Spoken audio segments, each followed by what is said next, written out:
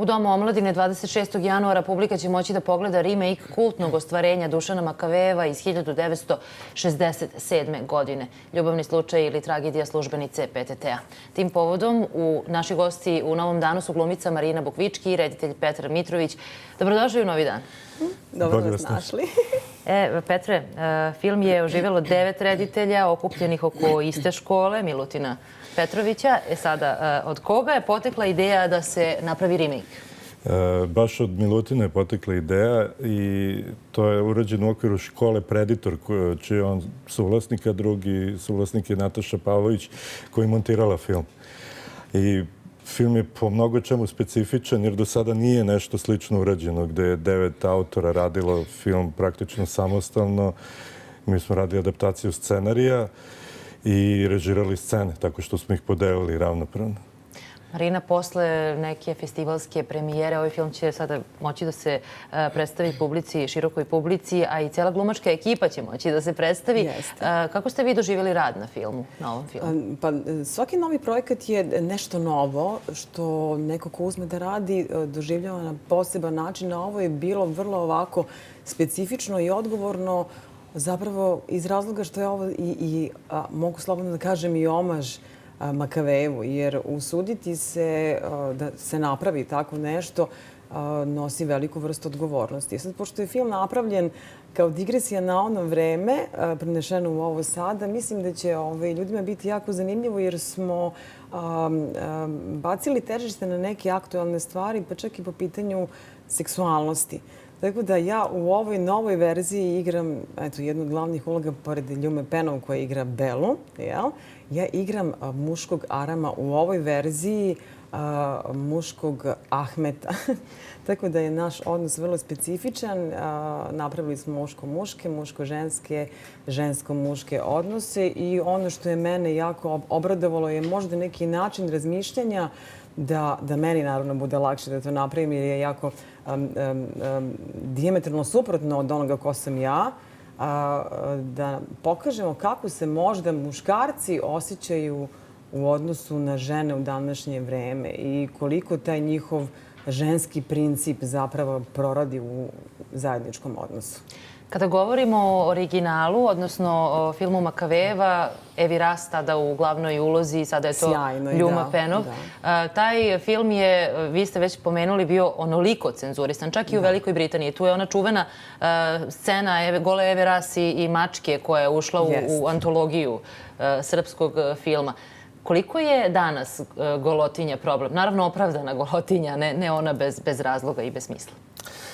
Ja mislim da ne treba mnogo forsirati golotinju, jer mnogi se koriste eksplicitnim scenama seksa, nasilja, ne znam, da bi pridobili publiku, ali stvari mogu da se ispričaju na drugačiji način. Seks može da bude jako kreativan u filmu. Tu bih pomenuo film Plava je najtoplija boja, francuski film koji se bavi isto homoseksualnom ljubavi između dve žene. Tu su potpuno fascinantne scene seksa, tako da postoji tu dosta prostora za kreativnost, ali ne seks po svaku cenu. Mi smo se više brinuli oko Mace, da li će Maca pristati da uradi u ovom novom viđenju tog filma isto ono što je uradio prethodni i moram da priznam da je to maestralno odigrao. Koliko je za vas kao reditelja bilo rizično to, raditi remake ovakvog filma? Pa jeste rizično, ali mi se nismo vodili time samo da li je to kao remake, nego iskoristili smo to kao podlogu više, da uvek je rizično raditi remake i u ovom slučaju mislim da je to opravdano, jer smo pokrenuli neke nove teme koje je pokretao i Makavejev Ante. Koje smo nove teme sada pokrenuli? Pa, nove teme su tema homoseksualnosti, tema rušenja u Savamali, tema izbjeglica, koja je možda malo kontroverzno obrađena u ovom filmu, ali vidjet ćemo sad kako će gledalci reagovati. U svakom slučaju, mislim da smo napravili dobar posao. Svojevremeno je glavni povod za cenzuru bila golotinja. Da. Da. Idemo sada malo da govorimo o tome kako je snimati film kad nemate budžet ili kad imate neki minimalni budžet. Kako to izgleda? Kakav je to poduhvat? Evo, ja sam se bavio producentskim delom posla u ovom filmu i mi smo radili praktično samo sa novcem koji su sponzori dali. Uspeli smo da nađemo sponzori za ovakav projekat, što je jako dobro i to daje nadu nekim novim rediteljima, autorima koji će raditi slične projekte. Jer mislim da je to način da se pokrene srpska kinematografija. Ako čekate samo fondove i konkurse, tu nisu baš velike šanse.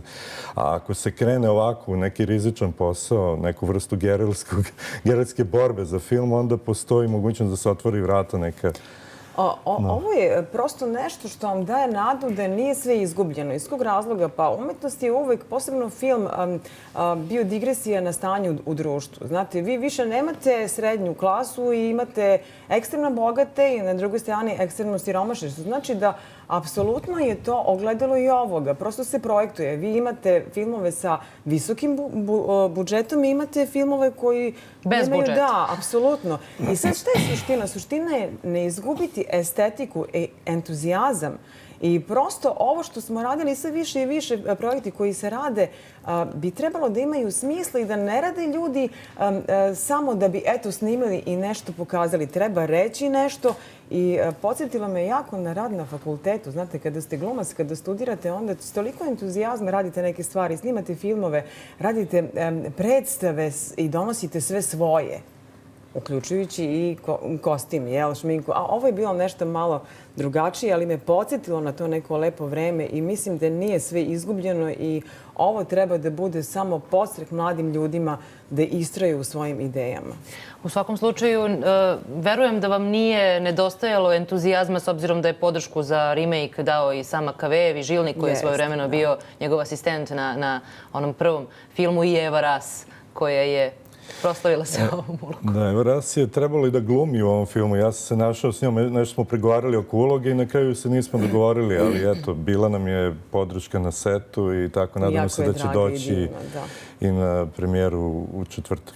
I posle tog 26. januara u Domu omladine, gde ćemo moći da gledamo film? Na festu. Da, evo, to je sad najnovija vest. Još to nije zvanično, ali najverovatnije će ući u Program Festa, tako da, eto, to je sad najnovija vest. Da, i što se glumaca tiče, dakle, Ljuma Penov igra Belu, Alvin Gic, odnosno Alvin Saliković, koji prvi put na filmu igra Ahmeta u ovoj verziji, Anđelko Beroš igra Belu, ja igram muškog Ahmeta, igra Ano Todorović Dijalo Ružu, legendarna takođe uloga, Aleksandar Meda Jovanović igra Milan Uzelec, on je student Akademije lepih umetnosti, moj student, koji se jako ovako lepo pokazao kao prvi put na filmu, kao student. Da, i imamo dva, pošto u originalnoj verziji postoji i kriminolog, to je kriminalista, kako se sada pravilnije kaže, i seksolog. To su dr. Aleksandar Milošević i dr. Zvonimir Ivanović. Hvala vam mnogo što ste govorili za Novi dan. Evo, mi pozivamo sve 26. u Dom omladine, a onda i na fest da dođe da pogledaju remake ljubavnog slučaja. Hvala i vama. Ostanite uz Novi dan, vrlo brzo smo ponovo sa vama.